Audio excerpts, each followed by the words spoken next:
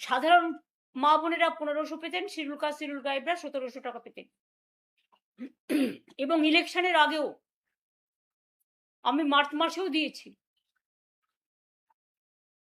তারপর থেকে ইলেকশনের পর থেকে দীর্ঘদিন যাবৎ তাদের প্রায় 75% বন্ধ হয়ে গেছে। সংখ্যাটা আমারও জানা নেই, সংখ্যাটায় কতটা জল মেশানো আছে আর কতটা সত্য তথ্য মেশানো আছে সম্পূর্ণ সার্ভে না করলে বিস্তারিত জানা যাবে না। তবে এটা তো সত্যি, নির্বাচনের আগে যখন বিজেপির কর্মীরা, বিজেপির এজেন্সিরা,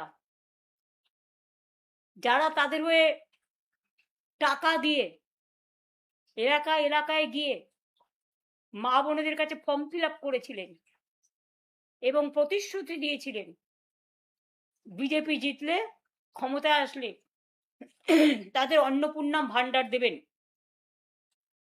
তখন কিন্তু কোনো কারণ লেখা ছিল না, কোনো শর্ত আরোপ ছিল না।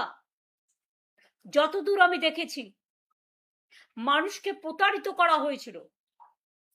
আমি বারবার বলতাম, যে কথা আজও বলছি, যে আমাদের সরকার থাকলে লক্ষ্মীর ভান্ডার আজীবন চলবে। দেখুন, একটা যে কোনো প্রজেক্ট করতে গেলে টাকার অঙ্কটা আগে, টাকাটা জমা রাখতে হয়।